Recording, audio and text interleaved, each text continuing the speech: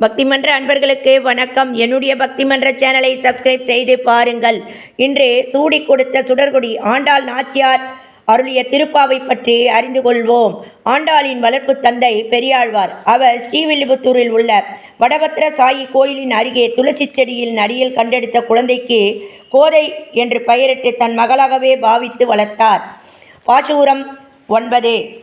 தூமணி மாடத்தை சுற்றும் விளக்கரிய தூபம் கமழ துயில மேல் கண் வளரும் மாமான் மகளே மணிக்கதவம் தாழ்த்திரவாய் மாமீர் அவளை எழுப்பீரோ உன்மகள்தான் ஊமையோ அன்றி செவிடோ அனந்தலோ ஏம பெருந்துயில் மந்திரப்பட்டாலோ மாமாயன் மாதவன் வைகுந்தன் என்றெண்ணி நாமம் பலவும் நவின்றேலோர் எம்பாவாய். விளக்கம். மாதவனே வைகுந்தவனே. தூய உயர்மணி இழைத்த மாடம் சுற்றிலும் விளக்கொளி சுடர்விட அகில் சந்தன புகைமணம் கமழ மென்வெஞ்சு படுக்கையில் கண்ணையந்த மாமன் மகளே மணிக்கதவின் தாள்களை திறந்திடுவாய். அன்பு அத்தையே அவளை விரைந்து எழுப்பீரோ.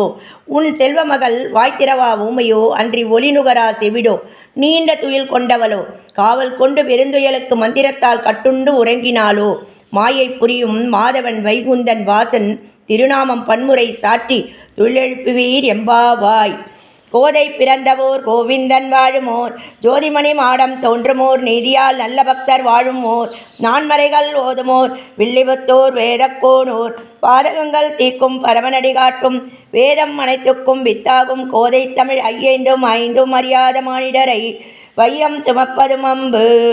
திருவாடி பூரத்தே ஜெகதுதித்தால் வாழியே திருப்பாவை 30 செப்பின்னால் வாழியே பெரியாழ்வார் பெற்றெடுத்த பெண்பிள்ளை வாழியே பெரும்புதோர் மாமுனிக்கு பின்னானால் வாழியே 143 உரைத்தால் வாழியே உயரகண்ணி உகந்தளித்தால் வாழியே மறுவாடும் திருமல்லி வளநாடு வாழியே வன்புதுவை நகர்கோதை மலர்பதங்கள் வாழியே அடியார்கள் வாழ அரங்கநகர் வாழ சடகோப்பன் தண்டமே நூல் வாழ கடல் சூழ்ந்த செய்ய தாமரை தாளினை வாழியே சேலை வாழி திருநாபி வாழியே துய மார்பும் புரிநூலும் வாழியே சுந்தர திருத்தோளினை வாழியே கையும் ஏந்திய முக்கோளும் வாழியே கருணை பொருந்திய கண்ணினை வாழியே பொய்யில்லாத மணவாள மாமுனி புந்தி வாழி புகழ் வாழி வாழியே. ஆண்டாள் திருவடிகளே சரணம். நன்றி, வணக்கம்.